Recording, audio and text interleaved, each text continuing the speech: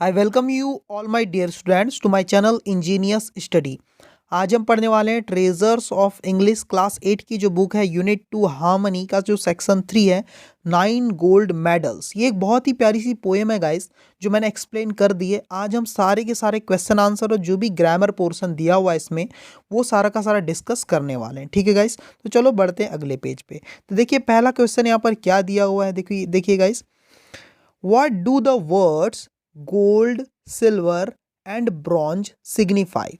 ये जो यहाँ गोल्ड का मतलब क्या है, सिल्वर का क्या मतलब है और ब्रॉन्ज का, इन वर्ड्स का क्या मतलब है इस पोएम में, ये यहाँ से आपको पूछा गया है। तो समझते हैं guys. Athletes who come first, second and third in the games are awarded with the gold, silver and bronze medals respectively.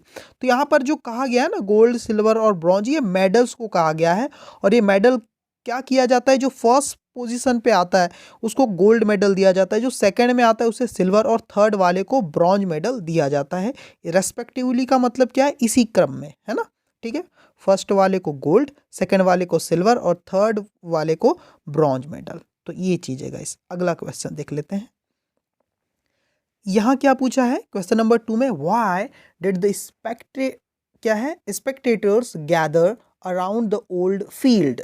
देखो स्पेक्टेटर्स का मतलब क्या होता है, दर्शक। जैसे कोई मैच चल रहा है ना, कोई गेम्स चल रहा है तो उसको जो पब्लिक देखती है, जो देखने वालों को हम क्या बोलते हैं, दर्शकों को स्पेक्टेटर, है ना। गैदर मतलब इकट्ठा, है ना। जो स्पेक्टेटर थे, जो लोग थे, वो इकट्ठा क्यों हुए थे, अराउंड द ओल्ड फील्ड, उस पुरानी फील्ड के, खेत के आसपास, है ना, पुराने फील्ड में। तो यहाँ पर देख लेते हैं, they gathered around the old field to cheer the athletes. वो क्या हुए थे, वो फील्ड मतलब जहाँ पर गेम खेला जा रहा है उसके आसपास सब इकट्ठे हो गए थे। क्यों हो गए थे, to cheer the athletes, athletes को का उत्साह बढ़ाने के लिए, उनका जोश बढ़ाने के लिए। ठीक है ना, ये है इसका आंसर। अगला question, what were the participants waiting for. जो पार्टिसिपेंट्स है, जो एथलीट है, जो यहाँ पर पोयम में हम देख रहे हैं कि वो रनिंग करने वाले हैं, है ना, 9 रनर्स यहाँ पर होते हैं गाइस, है ना। तो वो किस चीज़ का वेट कर रहे हैं, आंसर देख लेते हैं। They were waiting for the signal of the pistol explosion and started the race. वो क्या वेट कर रहे थे कि जब पिस्टल का एक्सप्लोजन होगा, मतलब बंदूक की गोली जब निकलेगी, है ना। देखो क्या होता है, जो गन शॉट किया जाता है ना, जैसे ही हम एक गोली चलाते बंदूक की, शॉट शूट करते हैं, तो उसके जो धमाका होता है तो उससे रेस की शुरुआत हो जाती है। तो सारे के सारे लोग वही सिग्नल का वेट कर रहे थे, है ना। पिस्टल एक्सप्लोज होगी मतलब बंदूक से गोली छूटेगी, एंड स्टार्टेड द रेस, और रेस स्टार्ट हो जाएगी, इस बात का वो वेट कर रहे थे। ठीक है ना, पूरे के पूरे पार्टिसिपेंट लोग, है ना, जो दौड़ रहे थे। हाँ, सेकंड क्वेश्चन क्या है, what happened as soon as the race began. जैसे ही रेस स्टार्ट हुई, एज सुन एज का मतलब होता है जैसे ही, है ना। द रेस बिगन मतलब स्टार्ट हुई, बिगिन की सेकंड फॉर्म है बिगन, है ना। जैसे ही रेस स्टार्ट हुई तो क्या हुआ, देख लेते हैं guys. As soon as the race begin, जैसे ही रेस स्टार्ट हुई ना गाइस, है ना, वन ऑफ द रनर्स, जैसे ही रेस स्टार्ट होती है ना गाइस, तो one of the runners stumbled and staggered.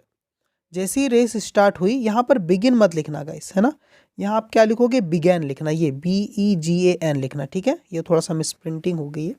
जैसे ही रेस स्टार्ट हुई तो उनमें से जो एक रनर जो था 9 में से, वो स्टम्बल्ड एंड स्टैगर्ड मतलब लड़खड़ाने लगा। स्टम्बल्ड एंड स्टैगर्ड का मतलब क्या होता है, लड़खड़ाना और बेहोश हो जाना, है ना।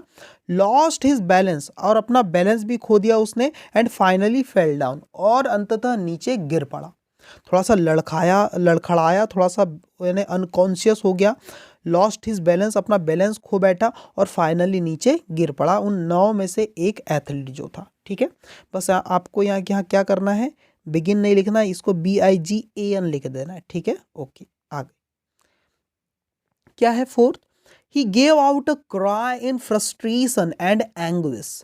जो एथलीट गिर पड़ा ना शुरू में, वो चिल्लाने लगा, फ्रस्ट्रेशन और एंग्विश मतलब उसे ऐसा लग रहा था कि यार मैं हार गया, मैं तो बर्बाद हो गया, इस टाइप से फ्रस्ट्रेट हो गया था, है ना। एंग्विश का मतलब क्या हुआ, चिढ़ गया था, बिल्कुल खींच गया था वो, है ना, कि मैं गिर गया करके, क्यों गिर गया, ओ शिट यार, ऐसा टाइप से तो चिल्लाने लगा। तो अब इसके ऊपर आपको 3 क्वेश्चन पूछे हैं इस लाइन के ऊपर। तो पहला क्वेश्चन क्या बोल रहा है, वाई डज ही क्राई, उसने क्यों चिल्लाया? तो आंसर देखते हैं, the boy fell and all his efforts and dreams dazed so he cried. देखो क्या हुआ, जो लड़का गिरा ना, तो all his efforts and dreams dazed so he cried, तो उसके सारे जो एफर्ट थे, जो प्रयास थे, जो उसके सपने थे, है ना, डैज्ड मतलब वो समाप्त हो गए, वो चकनाचूर हो गए, बर्बाद हो गए। उसने जो मेहनत की थी, जो उसने सपना देखा था, वो सारा का सारा खराब हो गया, समाप्त हो गया। सो ही क्राइड, इसलिए वो रोने लगा, उसे लगा कि अब तो मैं गया, ऐसा। सेकंड क्या है, how did the other participants react to this? तो जैसे ही इस यानी एक पार्टिसिपेंट को नीचे गिरता हुआ देखे बाकी 8 पार्टिसिपेंट ने, तो उन्होंने क्या रिएक्ट किया, है ना, 9 लोग दौड़ रहे थे, एक गिर गया, तो बाकी 8 ने उसे जब देखा एक गिर गया तो क्या रिएक्शन दिया उन्होंने, क्या प्रतिक्रिया दी, ये पूछा गया। आंसर देखते हैं, the other participants turned around and went back to help him, यानी पीछे मुड़ गए, सारे के सारे लोग टर्न अराउंड मतलब वापस पीछे मुड़ गए, and went back to help him, वापस चले गए उसकी हेल्प करने के लिए। ऐसा नहीं कि वो गिरा तो गिरने दो, हम तो भागेंगे भी, वैसे नहीं थे वो लोग, है ना। अगला question, what does his frustration and anguish show? वो जो फ्रस्ट्रेशन थी उसके मन में, जो एंग्विश थी, वो क्या शो कर रही थी? Answer, his frustration and anguish show that the boy has lost all his hopes of winning the race। वो जो फ्रस्ट्रेशन और एंग्विश क्या शो कर रही थी कि जो बॉय है वो क्या कर चुका है, वो लॉस मतलब खो चुका है अपनी सारी उम्मीदें इस रेस को जीतने की। ठीक है, उससे जो उम्मीद थी वो खत्म हो गई, इसलिए वो फ्रस्ट्रेशन और एंग्विश में चिल्ला रहा था। क्वेश्चन नंबर 5 क्या है guys, read the words in italics in these lines from the poem, who or what do they refer to? ये देखो, ये जो अलग टाइप से इटैलिक में कुछ लाइंस लिखी हुई है ना, तो इसका आपको मतलब निकालने की, ये लाइन किसके बारे में बता रही, किस चीज़ को रेफर कर रही है ना, ये आपको बताना है। जैसे all coming down to these games, इसका क्या मतलब है, it means all athletes take part in this race to win the medals. इसका मतलब है कि सारे पार्टिसिपेंट ने क्या किया, इस रेस को जीतने के लिए वहाँ पर हिस्सा लिया था, पार्टिसिपेट किया था इस रेस में। अगला, and standing ovation and 9 beaming faces, क्या मतलब है इसका, देखो at the end of the race all athletes win the race. देखो, जब रेस खत्म होती तो सारे के सारे एथलीट क्या हो जाते, रेस को जीत जाते, क्योंकि एक साथ मिलकर ही वो फिनिक्स लाइन को क्रॉस करते हैं। एंड स्पेक्टेटर्स स्टैंड अप, और उनकी इस महानता को देखकर जितने भी दर्शक लोग हैं, स्पेक्टेटर, वो खड़े हो जाते हैं टू चीयर देयर विक्ट्री, उनकी विक्ट्री को चीयर करने के लिए, मतलब उनकी जीत में अपनी भूमिका निभाने के लिए, मतलब उनको और ज़्यादा उत्साहित करने के लिए। एंड ह्यूमैनिटी, उनकी मानवता, उनकी जीत और उनकी इस इंसानियत को क्या करते हैं, वो चीयर करते हैं, मतलब हौसला अफजाई करते हैं इस चीज़ का। तो ये यहाँ पर मतलब है बीमिंग फेसेस। स्टैंडिंग ओवेशन का मतलब वही है कि सब खड़े होकर क्या करते हैं, सामने वाले की हौसला अफजाई करते हैं। ठीक है, आगे देख लेते गैस। क्वेश्चन नंबर 6 क्या बोल रहा है, which lines of the poem tell you that helping others can break all the barriers? अगर आप दूसरों की सहायता करना चाहते हो तो आपके सारे बैरियर्स आप क्रॉस कर सकते हो, आप किसी भी कंडीशन में क्यों ना हो, अगर आप दूसरों की हेल्प करना चाहते हो तो आपको कोई ना कोई रास्ता मिल ही जाएगा। तो इसमें आपको सी ऑप्शन को टिक करना है गाइस। ठीक है, ओके, आप पढ़ सकते हैं इसको। अब क्वेश्चन नंबर 7 क्या है, do you think the participant deserved more than the gold medals? Why not? क्या आपको ऐसा लगता है कि जो पार्टिसिपेंट थे वो डिजर्व करते थे गोल्ड मेडल से भी कुछ ज़्यादा? मतलब वो गोल्ड मेडल्स उनके लिए कोई बड़ी चीज़ नहीं थी, उससे भी कुछ ज़्यादा उन्हें मिलना चाहिए था, वो इसने काबिल थे। डिजर्व करना मतलब काबिल थे वो इस चीज़ के। तो क्या आपको ऐसा लगता है? अगर लगता है तो क्यों, और नहीं लगता तो क्यों नहीं, ये आपको बताना है। आंसर देखते हैं। यस, हमें लगता है the participants deserved more than the gold medal, वो गोल्ड मेडल से भी कुछ ज़्यादा डिजर्व करते थे। क्यों? For their act of humanity and victory. क्यों करते थे? क्योंकि उन्होंने वहाँ पर अपनी एक्ट ऑफ ह्यूमैनिटी, मानवता भी उन्होंने दिखाई और अपनी जीत भी उन्होंने दिखाई, दोनों ही चीज़ें। सिर्फ वो रेस नहीं जीते, उन्होंने एक इंसानियत भी वहाँ पर दिखाई, है ना, कि एक एथलीट को दूसरे एथलीट के बारे में क्या सोचना चाहिए, ठीक है ना, इसलिए वो ज़्यादा डिजर्व करते थे, है ना। आगे देखते गाइस, अब ये ग्रामर है, बहुत ही इंपॉर्टेंट टॉपिक है ग्रामर, यहाँ पर ध्यान से आप इसको पढ़ना, बहुत ही आसान है गाइस, ठीक है। अगले चैप्टर में जो ग्रामर आएगी उसको और भी डिटेल से मैं बताऊंगा, ठीक है। Main clause and subordinate clause, अगर ये चीज़ आपको कम समझ में भी आएगी तो आप सुन लो बस, है ना, समझ में तो आ ही जाएगी वैसे।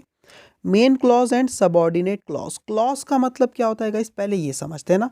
क्लॉज क्या होता है, a clause is a group of word which has a subject and a predicate and is part of a sentence. देखो कोई सेंटेंस है ना गाइस, उसका एक पार्ट होता है, उसी को क्लॉज बोलते हैं, लेकिन ये ऐसा पार्ट है सेंटेंस का जिसमें खुद एक सब्जेक्ट भी है और एक प्रेडिकेट भी है, सही है, जिसका खुद एक सब्जेक्ट भी है और प्रेडिकेट मतलब जो मेन वर्ब के साथ जो दूसरी चीजें होती है उसको प्रेडिकेट बोलते हैं, सही है ना। अगर मैं बोलूं सी इज गोइंग, क्या बोल दिया मैंने, she is going to to market, है ना।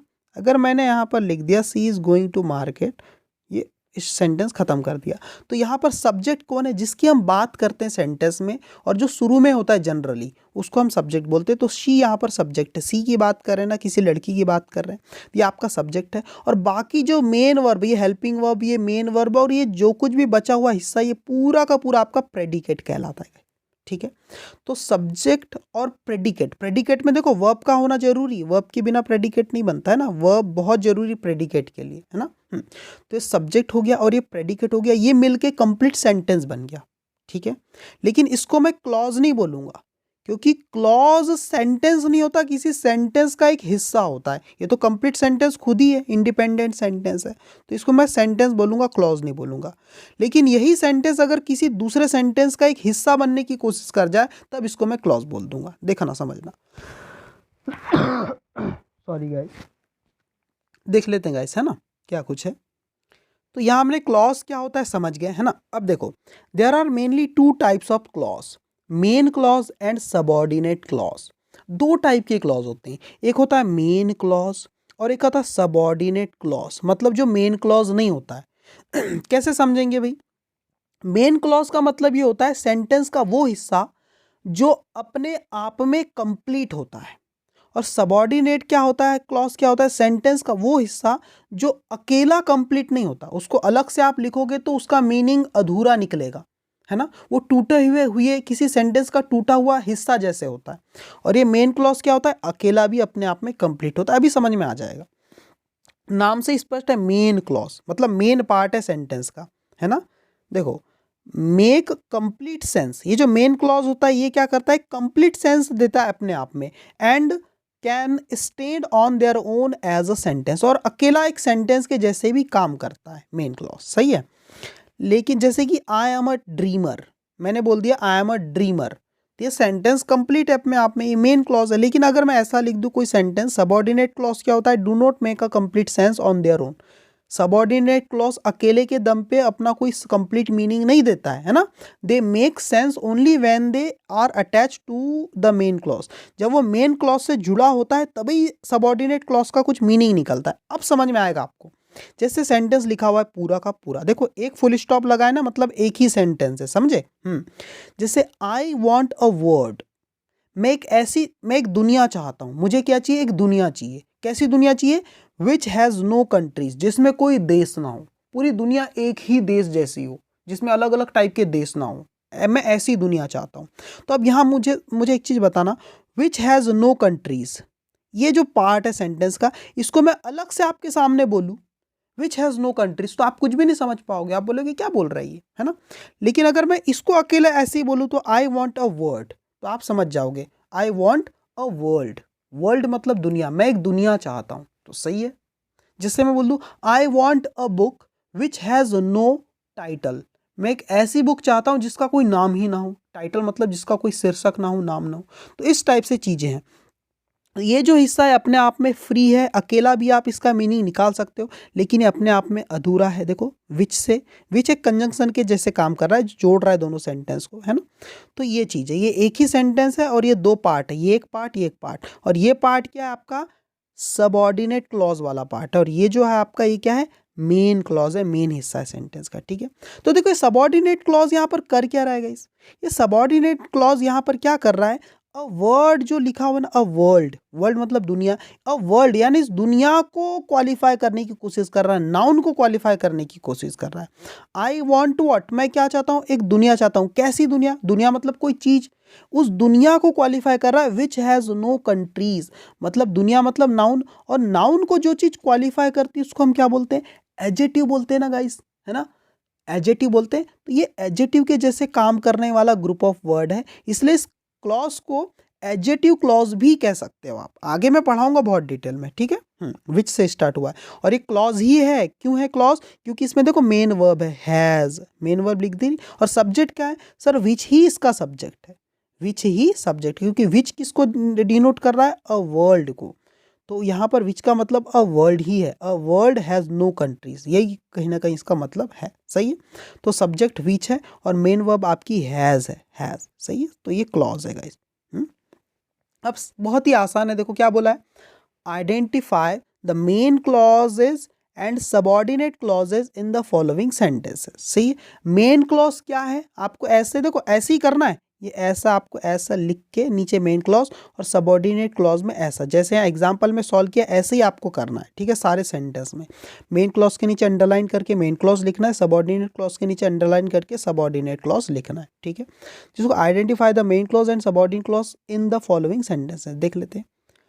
शी टुक द बुक, उसने क्या किया, ले लिया, अपने साथ में ले लिया, द बुक, उस बुक को, विच आई बॉट यस्टरडे, जो मैंने कल खरीदी थी। अब मुझे एक चीज बताओ, ये विच आई बॉट यस्टरडे क्या कर रहा है, इतना सेंटेंस का पार्ट इस बुक की विशेषता को बता रहा है, सही है। आई टुक द बुक, मैंने ले ली बुक, कौन सी बुक ले ली भाई, विच आई बॉट यस्टरडे। तो ये क्लॉज क्या है भाई, इस बुक को क्वालिफाई करने के लिए लिखा गया, इसको नहीं भी लिखते तो चल जाता, ये सिर्फ एक्स्ट्रा इंफॉर्मेशन दे रहा है कि कौन सी बुक मैंने ली करके, ठीक है ना। तो सी टुक द बुक, इसको अंडरलाइन करना, और ये मेन क्लॉज है, और विच आई बॉट यस्टरडे ये आपका सबऑर्डिनेट क्लॉज है, ठीक है। इतना तो समझ में आ गया होगा गाइस। अब अगले सेंटेंस को देखते हैं गाइस, क्या है, Meena has a basket full of teddy bears. देखो, अब मुझे एक चीज बताओ, Meena has a basket, Meena के पास एक बास्केट है, कैसा बास्केट है भाई, जो क्या है, फुल ऑफ टेडी बियर्स, जो टेडी बियर से भरा पड़ा है बिल्कुल। अब मुझे एक चीज बताओ, अब यहाँ ऐसा कर सकते हैं कि हम मीना हैज अ बास्केट, इसको हमने मेन क्लॉज बोल दिया, और फुल ऑफ टेडी बियर्स इसको सबऑर्डिनेट क्लॉज बोल दिया, ऐसा कर सकते हैं, नहीं गाइस। क्यों, क्योंकि आप अगर फुल ऑफ टेडी बियर्स को सबऑर्डिनेट क्लॉज बोलोगे तो फुल ऑफ टेडी बियर्स में कहीं सब्जेक्ट और कोई मेन वर्ब दिख रही है क्या आपको, बताओ।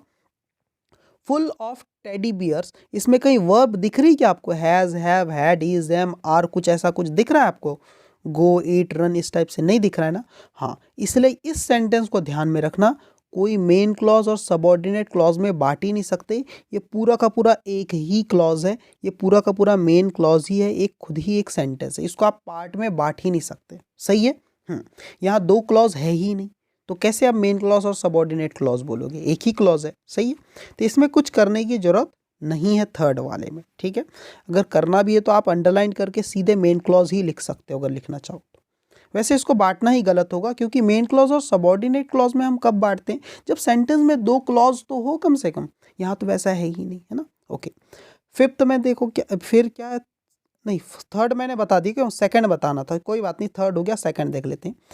When you were away, Suhana called twice, Suhana ने बुलाया दो बार, जब तुम दूर थे, जब तुम दूर खड़े थे ना, व्हेन यू वर अवे, जब तुम दूर थे तो सुहाना ने आपको दो बार बुलाया। तो यहाँ पर देखो, सुहाना कॉल्ड ट्वाइस, ये आपका मेन क्लॉज होगा, और व्हेन यू वर अवे ये सबऑर्डिनेट क्लॉज है, ऐसा आप लिख लेना इसको, ठीक है। थर्ड मैंने आपको बता दिया, फोर्थ देख लेते हैं।